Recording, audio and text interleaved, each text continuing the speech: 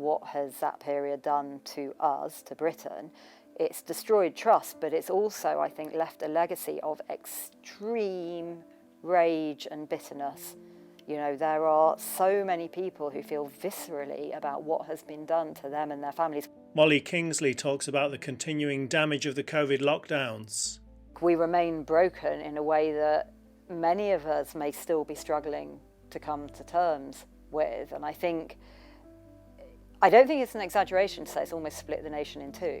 Molly asks why accountability seems to only apply to the public and not to Britain's leaders. How could that go undiscussed 5 years later? How could there be no acknowledgement, no apology, no accountability, no discussion about things like discrimination, persecution and informed consent?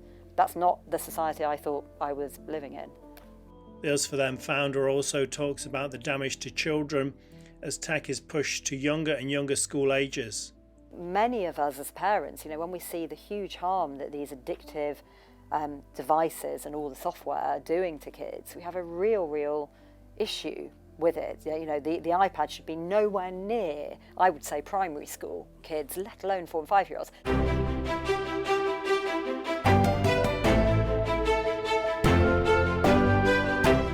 Welcome to British Thought Leaders. I'm Lee Hall. Today I'm sitting down with the founder of UsForThem, Molly Kingsley. Molly, great to have you back. Thank you for having me back. So UsForThem's focus is on the future of our children and how things impact them.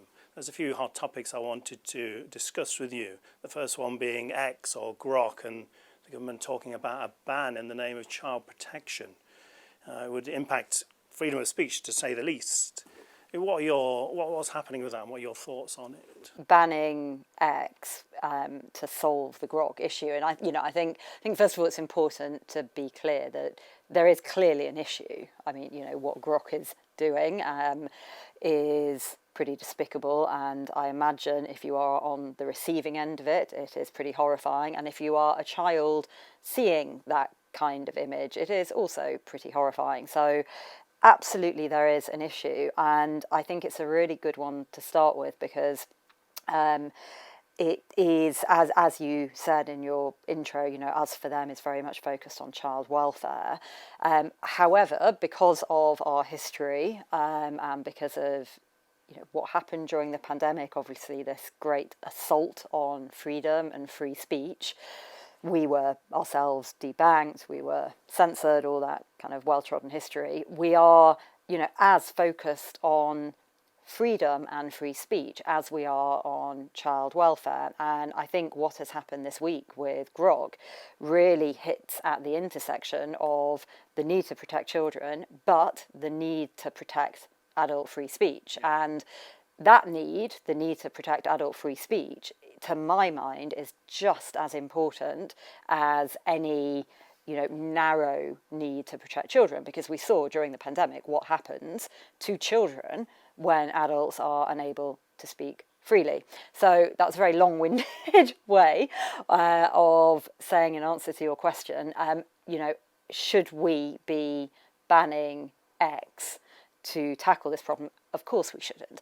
It's also quite a disingenuous solution to have been suggested in the first place, in my view, by the Starmer government. So there are mechanisms already being discussed, and in some cases, I can come on to this, in some cases these mechanisms are actually have already been tabled as amendments to the Children's Schools and Wellbeing Bill. That's the bill that's going through Parliament now. It's about to have readings in, go back to the Lords, and there's a whole series of amendments in that bill which are aimed explicitly at the issue of social media and children. So there's an amendment tabled by Lord Nash which would raise the age of digital consent effectively, or raise the age of consent for children to access social media to 16. That is effectively a ban on social media. So if the government really wanted to do something about this Grok issue, that would be the obvious starting point. So that's the same as Australia, right? It is the same as Australia, and I mean, it's not a perfect solution, and I think if we were starting afresh, and the Safe Screens, which is the arm of UsForThem that deals with, well, as it sounds, with social media, smartphones, and ed tech. We might come on to, so iPads in schools. So our view from the very outset, as part of that campaign, has been that a social media ban, or indeed a smartphone ban, they're these kind of useful, maybe shorthands that have been adopted by media to describe something that I think by necessity is going to need to be rather more complex and nuanced than a ban. So already in Australia, we're seeing that, the social media ban, well, first of all, it's only a ban of certain platforms. Second of all, it seems to be working quite imperfectly. Third of all, actually, we're already hearing reports that it's not working at all, so loads of kids still on social media. But all of that said, I think, and obviously there's been lots of discussion about a potential social media ban this week. I know the Tories have said that they will do that. And I do think that is a positive step in moving the conversation forward. Looking at the different platforms, it seems X isn't even kind of the main criminal, the main kind of contender when it comes to offences against children. Why do you think the focus is on X? Well, it's a Trojan horse, isn't it? I mean, the X has been an incredibly valuable platform for dissident free speech. And, I feel very conflicted about this because on the one hand, we have this campaign, and it's the Safe Screens campaign is big on Instagram now. It's got 100,000 plus followers, so it's kind of an anti-social media campaign that's birthed and hosted on social media, and it obviously it's an uneasy tension in that, and I think I feel that tension very deeply because I feel really strongly that social media is bad, or at least can be bad. It's certainly bad for children. It's addictive, putting anything so addictive in the hands of kids when there's so much else they could be doing with their lives, and they have so much to develop and learn to become adults, and also just to stay fit. So, social media in the hands of kids, I would say, is almost universally negative. But of course, the same applies for adults, where, there are many negative consequences of being too long on social media, but it is also a really, really powerful tool. So when used appropriately and perhaps in a slightly more limited way, I don't think there's a platform like it actually to be able to attract views and eyeballs in almost no time if you are saying something that really needs to be heard. So, you can see why, obviously, the government hate it. Yeah. It seems the problem is the people who are choosing to make these images, and like banning Photoshop and all the different ways of making images is not the way to solve that. It's more we need to address why people are doing them. Yeah, I mean, there is that. And I mean, I do think there is an argument, and this is what I mean, I think, about the nuance to this. So I do feel there is an argument for the most egregious types of content to be taken off social media. You might say that's what the Online Safety Act tries to do. Again, there is an element of truth to that. It does, and it's probably had a degree of success at getting rid of some of the most pernicious content. And the problem with the Online Safety Act is it tries to do a lot of other things too. It goes beyond taking down the worst content. But the examples with this week, so I know there are proposals now to make these very sexualized AI generated images illegal now. Why should we have a problem with that? To me, that sounds quite sensible. I don't want my Twitter feed to be infiltrated and sullied with all this rubbish. Who does when you're sitting scrolling through on the tube? It's annoying, and it's a waste of time, and we only have one life. Just on a very basic, do I want to be spending my time being forced to look at images like this? No, of course I don't. And I'm sure many, not all probably, but many people would say the same. But yeah, to me, I think if you then, of course, get into a whole host of problems, don't you, about, well, if you're saying some content should be taken off, what content? What about content that, isn't a sexual nature and might not be illegal, but is pretty pernicious in other ways? And you can see how very quickly you get down a kind of a free speech rabbit hole, I guess, where you're suddenly censoring things that you don't like or that might be harmful to some people. And that's the issue with the Online Safety Act. Another issue I wanted to look at with you is reports in January about the government considering digital IDs for babies. And can you talk to us about your thoughts on digital ID generally and then more specifically on that issue? I mean, I think like many people, digital ID is one that had you asked me 5 years ago, 6 years ago now, I would have said, sounds great. I mean, who likes faffing around with, endless bits of disparate paperwork and just have a one-stop shop. Just have one-stop shop. And I think, like many, my eyes have been open to the potential overreach. In fact, my eyes have been opened so much to it that when I'm not doing campaign work, I'm writing a fiction book, and have been for probably about the last 3 years, and it is all about a slightly dystopian social credit system based on digital ID. And I think breaking down the issue. So I still would have no issue, I don't think, with all of us getting one ID that we could use for all government services, NHS, tax returns, all that kind of thing in principle. Yep. But the problem is when that system touches reality, it is riddled with logistical and practical issues. So I think experience in other countries, particularly India, which does have a unique identifier given at birth for every child, and what you have seen there is a very patchy system. So it doesn't work for everyone. The people who tend to be left out are the already most disadvantaged. So people in rural areas, people in communities that can't get online. And then, of course, you have, I guess, the philosophical objections or the sort of anti-democracy points. So what's happening in China point? What's happening in China point, and because it's not just the ID, is it? So again, I think if it was just a standalone ID, and if we could somehow, ring fence a bulletproof commitment from not only this government but every government going forward, that this system would not be used for anything else other than ease of admin, there may be a degree of reassurance in that. But that quite clearly already isn't the plan, and it's certainly not how countries that have a unified, particularly centralised system of digital ID use the ID. So what you see is the ID is linked to a citizen's ability to access any number of state, and in some cases actually non-state services. So it's linked to your right, for example, taking India as an example, it's linked to your right to obtain a state pension, to receive a food ration, for your child's access to education.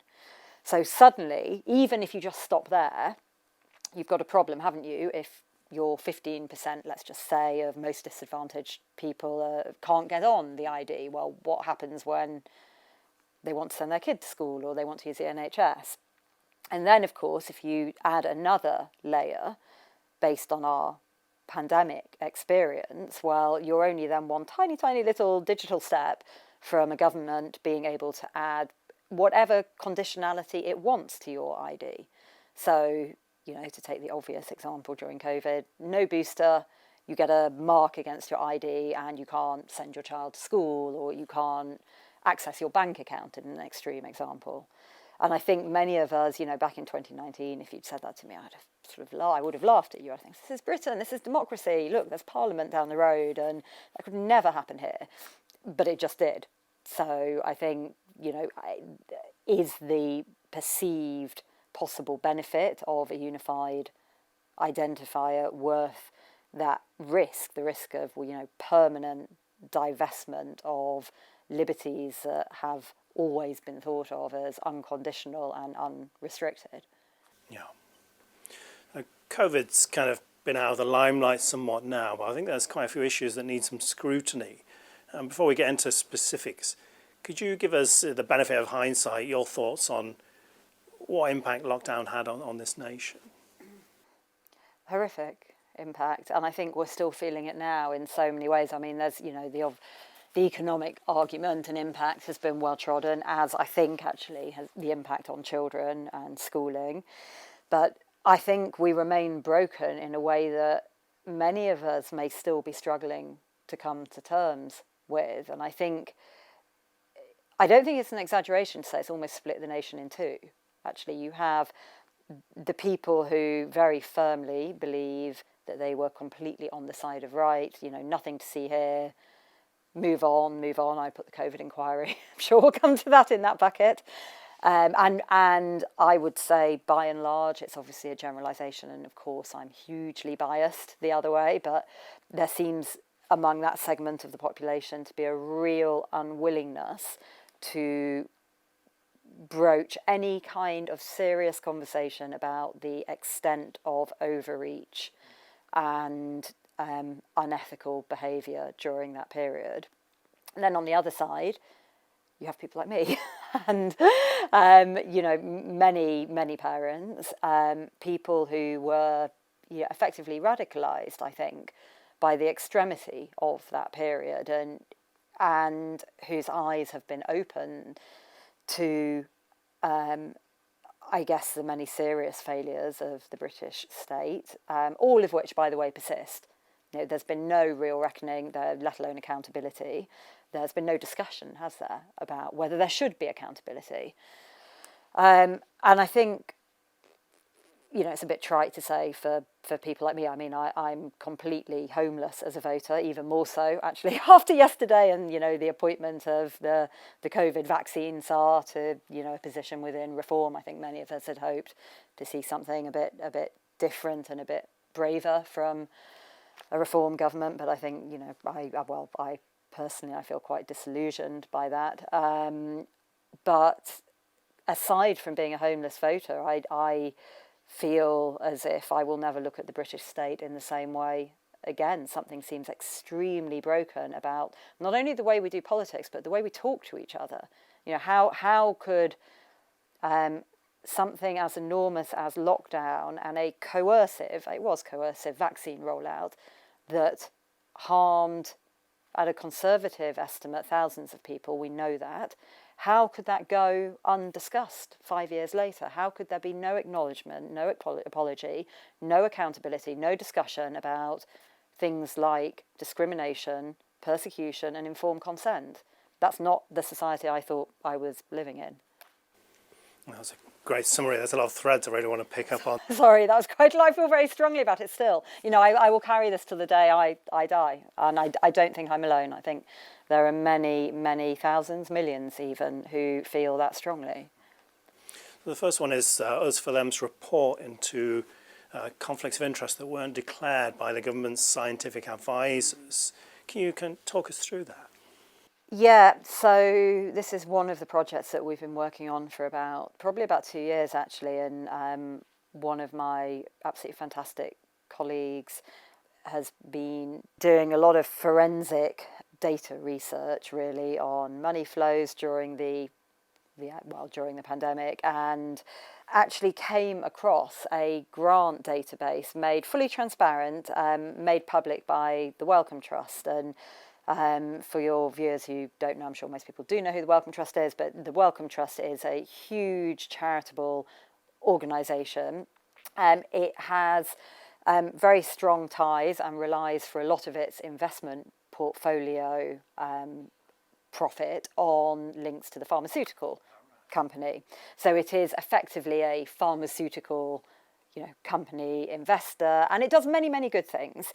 But it is linked to the pharmaceutical companies. It has direct investments in a number of, in fact, vaccine manufacturers, a number of the manufacturers who made the COVID jabs.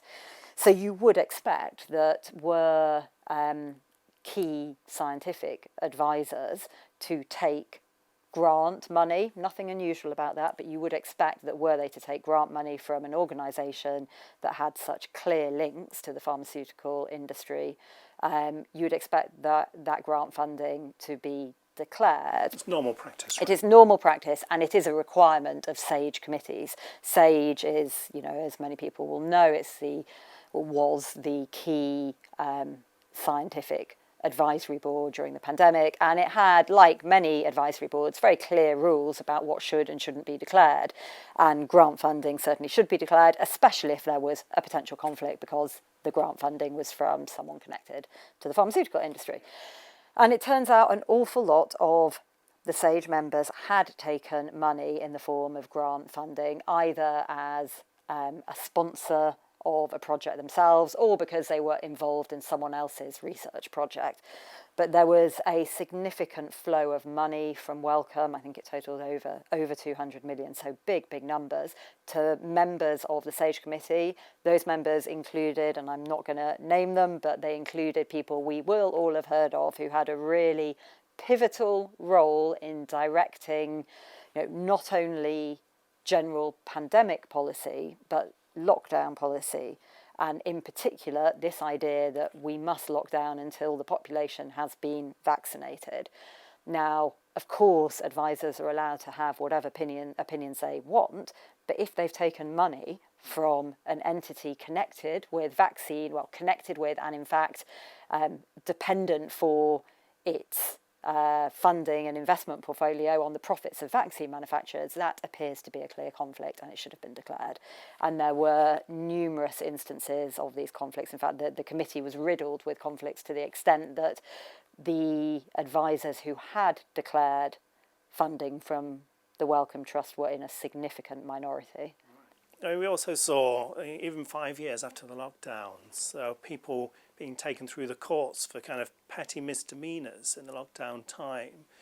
Do you see a kind of different standard of accountability for ordinary folk compared to, say, like establishment folk? Yes, of course. And I mean, I think that was really quite despicable, wasn't it? These people that had broken these petty lockdown rules that shouldn't have been rules at all. Meeting friends in a park, sitting on a bench, going for a walk on a beach with your family, breaching the rule of six. And actually, these are rules that now, in testimony, the key orchestrators of these rules have said they should never have been a rule in the first place. So Chris Whitty was very clear when he last gave evidence to the inquiry, I think it was in the course of the children's module, just a couple of months ago, that, some of these rules were a bit strict and there was no scientific basis for things like the rule of six. So clearly there's a question as to why people were prosecuted at all, let alone are still being prosecuted now. But I think the real question, and I know that, I feel very strongly about this, and I know we've talked about it before, but is why there has been no accountability for senior decision makers who have been shown to act not shown to act because there's been no... One of the things a COVID inquiry can't do under its terms is establish whether there should be individual accountability. So we are not in the position, and this is what I mean when I say there's been no discussion, we are not in the position of saying, there was no informed consent for the vaccine rollout, therefore so-and-so should be prosecuted. We're not yet there, but we all have eyes and we all went through this, and I think many of us can draw our own conclusions as to whether we were given what we would understand to be, or what a reasonable person would understand to be, informed consent, to take that example, consent free from pressure, free from coercion, free from stigmatisation. And let's just say there wasn't informed consent. Well, you've then got a vaccine rollout that by definition would be unlawful, having been given to tens of millions of people. And yet there's been not a single word, serious word, from the British institution, British government at least, about whether we ought to be talking about accountability for that. Last time you were here, you talked to us about the Moral and Ethical Advisory Group. I saw that was back in the news. A whistleblower was saying they were pretty much banned from talking about the pandemic. And can you give us your views on that now? Yeah, so, and actually it sort of permeates, I think, much of what we've talked about. So this was a story that we first uncovered in the course of writing The Accountability Deficit, which was back in 2023 now. And when we wrote that, we were tipped off by a former government advisor who said, someone that I had reached out to, and I actually about ethics of, I can't remember what it was now, but I was looking about, the ethics of pandemic policy, particularly as it affected children. And this person said, if you're looking at this, you really must go and have a look at the meeting records of this Moral and Ethical Advisory Group. It was the key Westminster Ethics Committee during the pandemic. And I sort of said, what? There was an ethics committee? What happened to it? And this person said, well, quite. Go and look at the minutes. And so this was good. This was about 2 years ago, and a bit more even now. Myself and my husband, we're lawyers by training, and we went away and kind of forensically pored over these minutes and couldn't believe it, because what the minutes very clearly evidenced was a pattern whereby this committee, which was set up early on in the pandemic, specifically with the remit of advising on pandemic policy, include Top levels, right? top level, so advising the Westminster, ministers and senior decision makers about the ethics of pandemic policy, including lockdown, school closures, vaccination, all of that. What you saw quite clearly in the minutes, and which has now been confirmed again to the Telegraph by, actually not, by number, it sounds like, from that article of whistleblowers, was that the committee had originally been quite engaged. So they'd met weekly, they'd given advice to the Department of Health, presumably to the Chief Medical Officer as the person at the helm of that department. And that advice had been quite strong in part, and there were a number of policies that the committee had essentially waved a flag to. One, from memory, was COVID passes. So you'll remember, the COVID vaccination passports was a very, very controversial policy at the time, introduced, in fact, by Nadeem Zahawi. And this committee had raised a host of concerns based on possible breaches of human rights, possible discrimination, coercion, impact on minority groups. And after it raised these concerns, and I should say they weren't the only concerns the committee raised, there were others, but there was a clear pattern where the committee raised these quite serious concerns, and first of all, the committee effectively got put back in its box. So whereas it had started with a very broad remit to advise on pandemic policy, it got told after this, actually, no, you know what?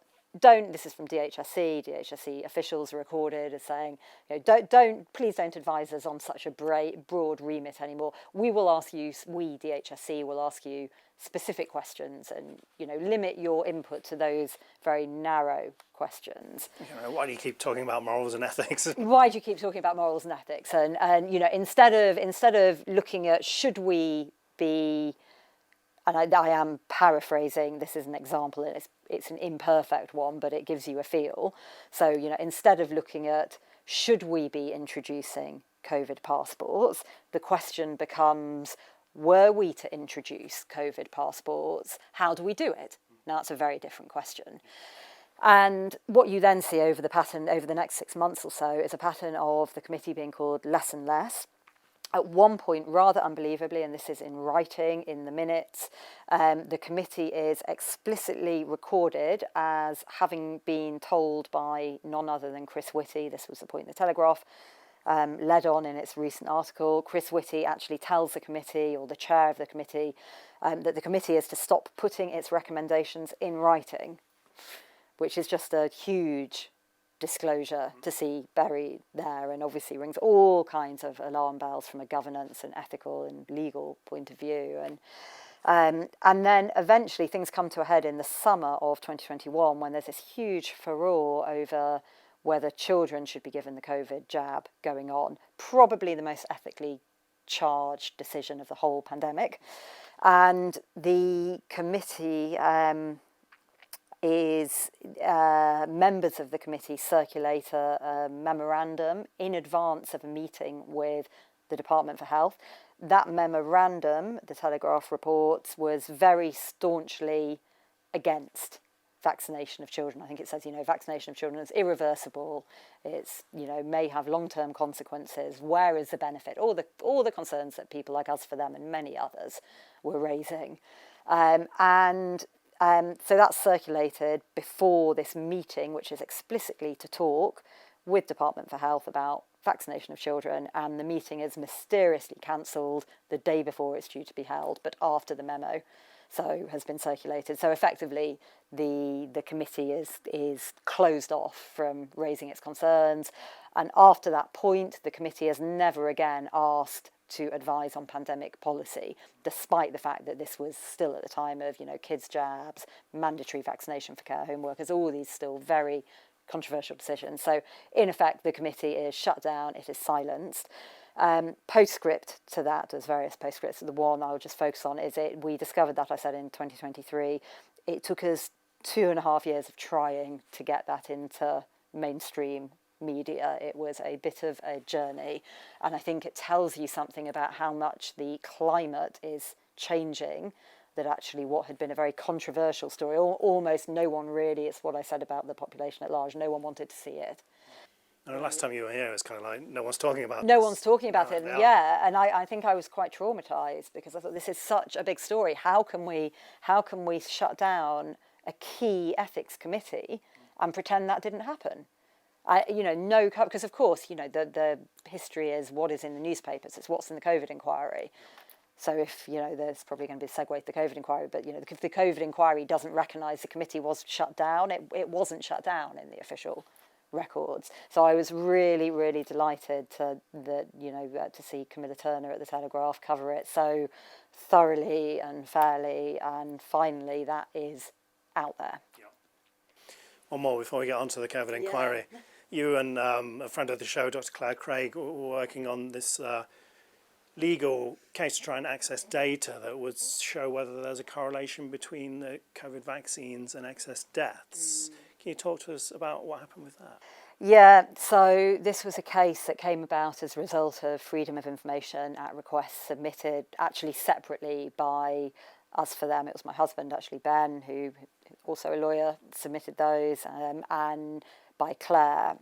And the substance is very similar, so the cases were merged, and we know Claire well, have a huge amount of respect for what she does and everything she has been through. The level of abuse that she has taken is off the scale, but that's a different issue. And these cases were merged and went to a tribunal hearing probably about 6 weeks ago now. And I mean, the spoiler alert, we lost.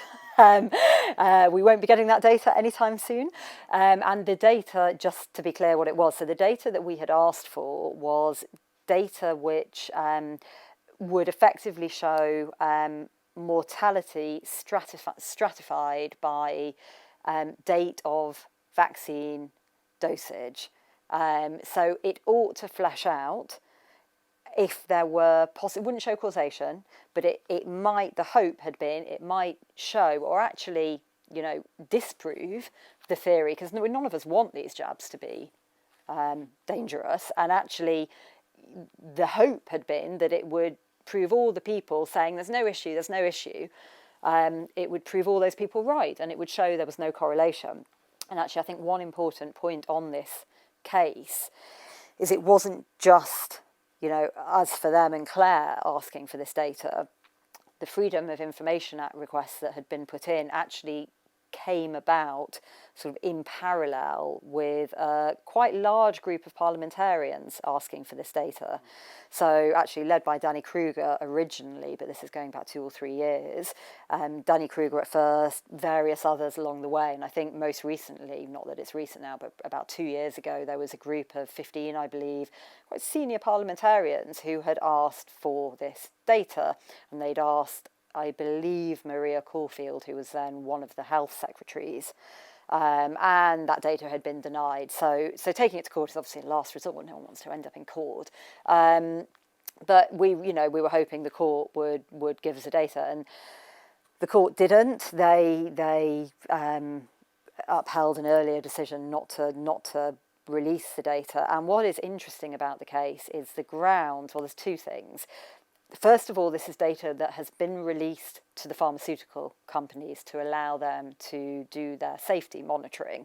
So they have it, but you couldn't, and the parliamentarians couldn't. Yeah.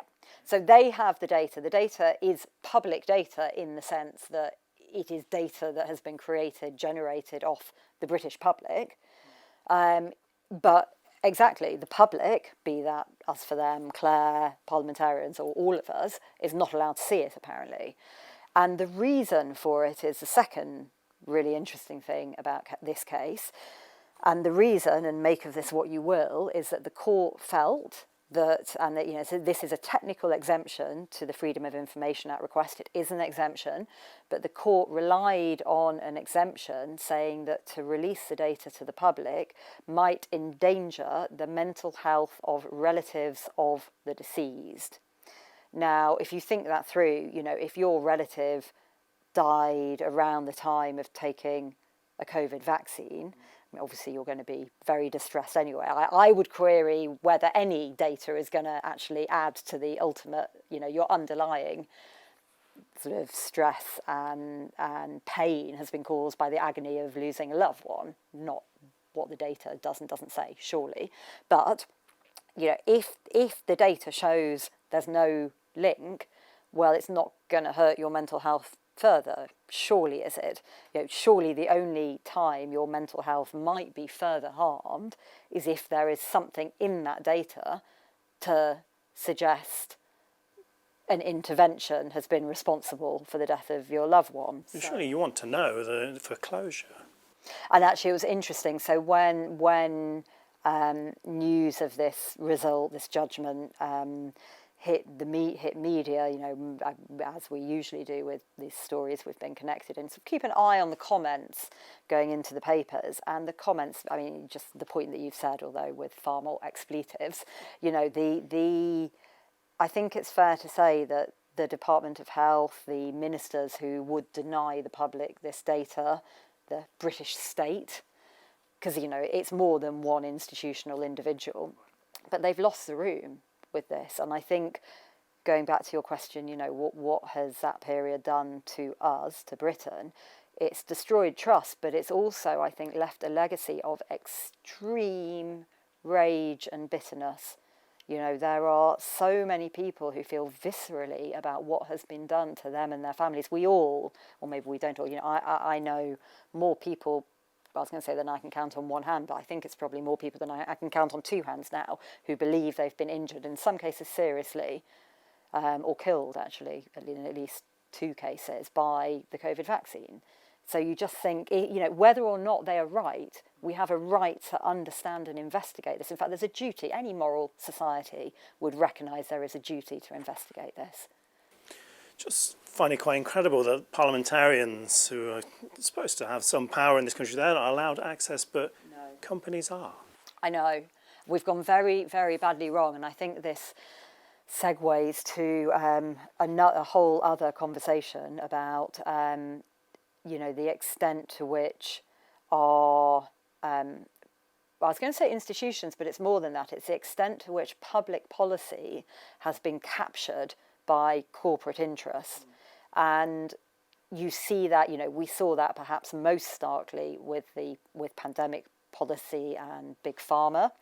But I think we see it in almost every area of public policy that we look at. So we see it in tech, where, children's education to a greater or lesser degree seems to be being captured by, tech companies. It's this drive to roll out technology to primary school kids even. Whose benefit is that in? Whose benefit is it in for your 7-year-old to be doing their maths homework on an iPad? It's not in my child's benefit.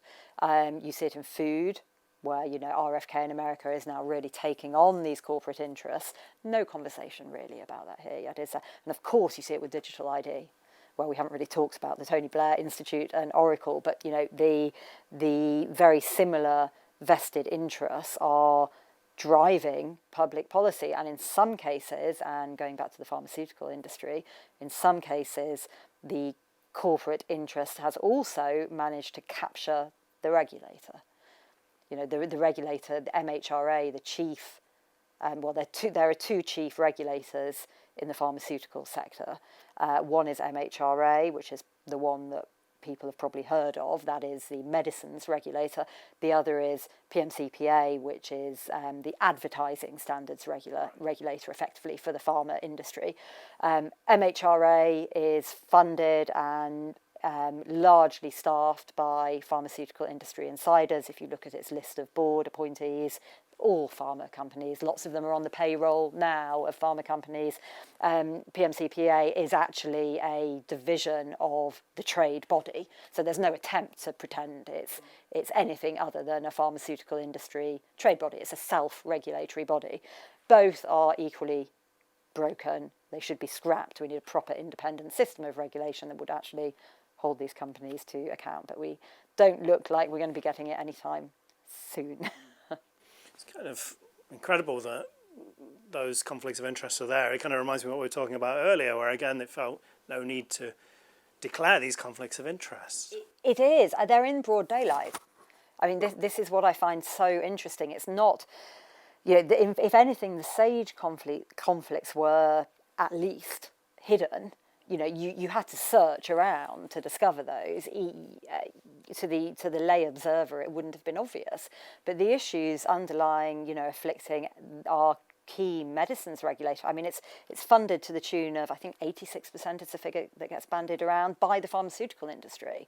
Now, against that, there will be, so back in the distant past, I was a banking lawyer, and in that sector, at the time, I'm not sure it is now actually, but at the time it was similar. The regulator was funded by the industry, and the argument you always heard is, well, that's normal, there's nothing per se exceptional about that. I'm not sure I agree with that actually. But even if you agree with that and say, well, look, these bodies need to be funded somehow, so why not get the funding from the companies making the money rather than the state, fine. But surely having people who are on the current payroll of the industry sitting on the advisory boards and in fact the executive boards of these regulators is insane. But it's in daylight, and I think actually this is a really important point, Lee, because at least if it's in daylight, you and I can have this conversation, which is further than we are ahead in some comparable sectors. So let's maybe just talk about the press, because the British press is also guilty of having taken huge sums of money in some cases from the pharmaceutical industry. Now, some segments of the press have been very transparent about that. And, I know, for example, the Telegraph, they've got a section of their website that is funded by the Bill and Melinda Gates Foundation. The Telegraph have been one of the better, if not the strongest, organisation in calling out some of the worst excesses of the pandemic period. So we talked about the story on ethics, and the Telegraph are alone and deserve, I think, real credit for that in covering that story. And they have taken money from again, a bit like Wellcome, this organisation who has deep links with the pharmaceutical industry, but at least in that case it's there, it's out in the open, and you can make your own decision. So you know whether to discount articles on that bit of the website or whatever it is. Many other institutions within the British media establishment have taken money, probably more money for all we know, but there's no record of it. There's no duty to publicly disclose it, and we are in the dark. So we're not even able to have the conversation. And when you're reading that newspaper, I believe, for example, The Guardian has taken money from that same institution, may also have taken money from other institutions, but we don't know. There's no duty to make investment public, and I think that is really, really problematic when you're talking about the press, which we are told all the time the press acts as it's effectively the fourth limb of the British democracy, but yet we don't know, we can't be sure of its independence. We can't see how it might be compromised.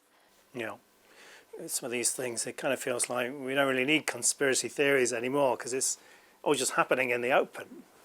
And I think when there's darkness, it's very easy to call things a conspiracy theory. So I remember, back in my novice campaigning days, I wouldn't say things like Bill and Melinda Gates out loud because that can't be right. Surely there isn't this murky organisation lurking in the background that's, pulling a bit like a puppet master. And of course you're very conscious because so much of it is murky and it is in the background, and there's no sunlight clause on a lot of our ecosystem, state institution ecosystems, it's very easy for people who are calling it out to be called the conspiracy theorists. And of course, what I now understand is, by and large, all this stuff was perfectly true. It's hard to stand it up. You have to really try. So the Wellcome Trust is a really good example of that. If you had said 4 years ago, did you know the SAGE committee had taken close to £250 million in total from a key player in the pharmaceutical industry, members of the SAGE committee, people probably would have laughed, or they would have called you a tinfoil hatter. Don't be ridiculous. Because it's not easy to prove. You'd look at the conflict forms, there'd be nothing there. And yet it was all true. And that's only what we know. There's plenty of committees, and in fact there's plenty of subcommittees of SAGE that didn't have the same disclosure requirements, so we can't see the conflicts. So looking at the COVID inquiry, seems like it may cost up to 200 million. What are your thoughts on it? I think it might be over that, actually, by the end of on the last estimates. I mean, it's a scandalous waste of money. It's about the kindest thing I can say. It risks being an Orwellian and deeply sinister rewriting of history. And to explain what I mean by that, you can talk about the waste of taxpayer money. So it's going to be a waste of money because it's not addressing the key issue, which I think many of us would like to be addressed. Was the benefit of lockdown greater than the harm? That's issue one. I think up there, as important, was the benefit of the vaccine rollout greater than the harm? It has explicitly sidestepped both those issues. So it has started from the express assumption that the vaccine rollout was safe and effective and was a great achievement. They are Lady Hallett's words, great achievement to the British state. And on lockdown, that lockdowns were necessary, and that the key failure, and this became evident in the inquiry's Module 2 report released just before Christmas, the key failing was that we didn't lock down sooner. So, what was the statistic? Had we locked down a week sooner, 23,000, I think they said, 23,000 lives would have been saved based on the same faulty modelling that got us into lockdown in the first place. It's nuts. So that's the kind reading, that's the generous reading. It's going to be a big waste of money because it's not looking at key questions. The more sinister reading goes back to the point we talked before about the ethics committee, that not only is it not looking at key questions, but it's actually rewriting what happened, because there are examples where it is either assuming things, that the vaccine rollout was safe, it's an assumption, or that it has looked at things in such a scant way as to effectively whitewash them. And, if someone said to me, as many people said 2 years ago, the COVID inquiry is going to be a whitewash, and I thought that was a bit of a conspiracy theory. I thought, no, it can't be, because surely it's going to get into issues. But actually, a whitewash is the right word. So I'll give you an example of the ethics committee. So we put the inquiry on notice 2 years ago that there was this issue about the ethics committee. When we wrote the book, we sent them a copy of a book. I was required to write a witness statement for the inquiry. That was back at the beginning of this year. I wrote a 100-page witness statement, meticulously, loyally referenced. Read, look at the myriad meeting minutes, this moral and ethical advisory group. And by the way, a footnote to that story is those minutes, when we first discovered them for the book, they were publicly available. Right. After we wrote the book, as you'd expect, we went for comment to the Department for Health, and the minutes were taken away from public view. So there's no public access to them now. So anyway, luckily we have a copy and gave them to the Telegraph. So we put the inquiry effectively on notice. And what the inquiry has done is it has given the most cursory of examinations to the issues that we raised. It's not obvious, actually. They've read the minutes, I suspect, from the questions that their lawyers sent back to us and the Telegraph for that report. It distinctly looked like they hadn't actually read the minutes, which is shameful, if that's true. It's absolutely shameful. But they have given the impression, and they've in fact explicitly said in their comments to that Telegraph piece, And I think in comments to us at some point in response to a legal letter we sent them on the same subject, that, yes, we have asked people about the committee. We had the then chair of this committee. And then if you look at what was actually said, you again see that actually there was nothing beyond a scratching of the surface that went on. There was no serious interrogation of the issues revealed. And you're left with an impression that there's nothing to see, when really the issue that is that the right questions, or indeed any questions, haven't been asked. To give maybe another more tangible example of that, the lab leak theory. Yeah. It's just said it's not, the inquiry said it's not looking at it. It's too controversial, it's not looking at it. End of. Censorship. It's not looking at it. Even worse, on censorship, the committee sort of took, one of its key witnesses for Module 2, I think, was Jeremy Farrar. So Jeremy Farrar, who at the time was director of the Wellcome Trust. Is it all links? And the inquiry treated him, just sort of scattered rose petals on the stand as he spoke, and it's awe at his many accolades was there for all to see and hear. And at the same time, Sir Jeremy Farrar has been absolutely denigrated, I think is a fair word, by the US Senate committee that released a very long report on pandemic failings, and in which it appears Sir Jeremy Farrar was deeply implicated as being a hidden author of, or at least an undisclosed author of, the Proximal Origins paper, which was the paper that denied the lab leak theory. So you have this very odd situation where our COVID inquiry is, saying there's either nothing to see, or in some cases coming to almost polar opposite conclusions, to the people actually doing the real investigative work, much of which has, is being done in America. And how you square that is beyond me. It seems irreconcilable. You mentioned the Part 2 Commission report. It basically said, we should have locked down longer and harder. I don't know anyone who thinks that. It's almost like the establishment thinks this, and that's what the inquiry will find, but it doesn't really matter what everyone else thinks. I think to think that, you have to take a view that is completely divorced from real-world harm.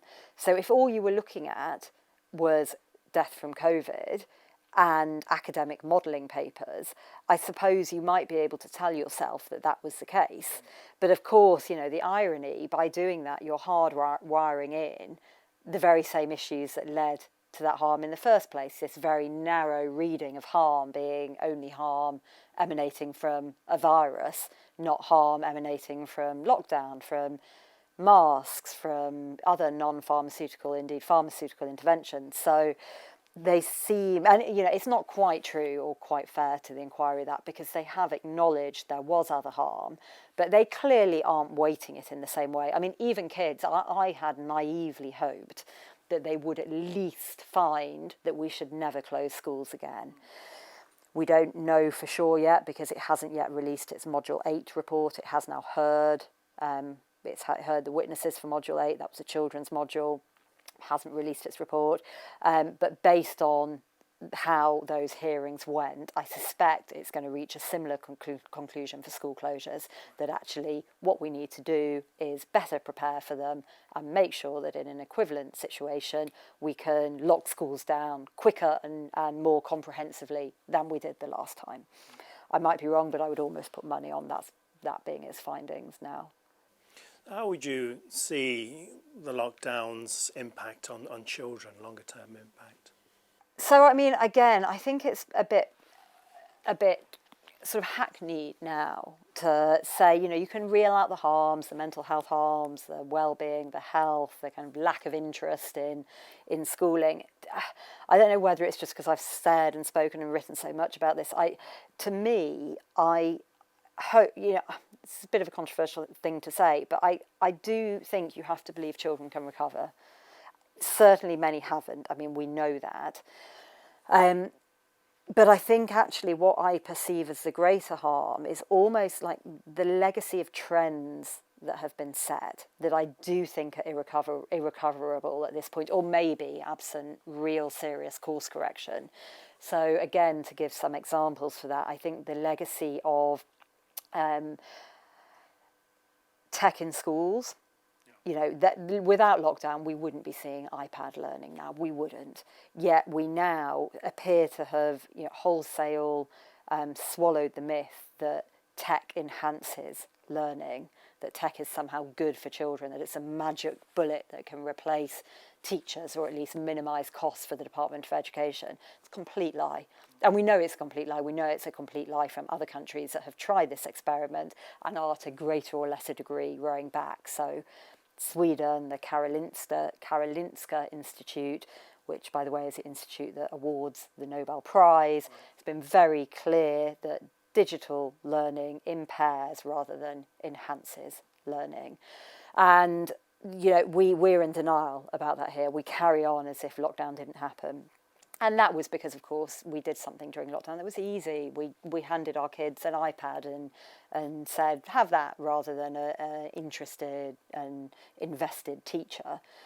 I think in its devaluation of schooling, I think it has set a very dangerous precedent, this idea school can be turned on and off. I think we're seeing that more and more now, aren't we? Just last week, I think we had school being turned off because of weather.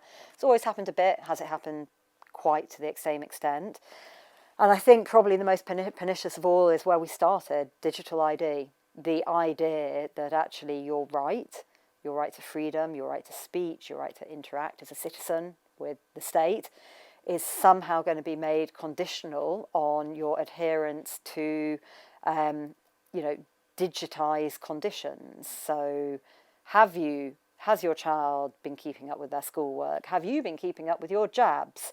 Have you been doing your recycling?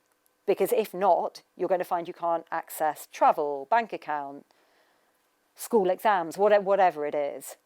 And I think we wouldn't be having that conversation again so now anyway, had it not been for the pandemic and the precedent set by these very deeply unethical measures.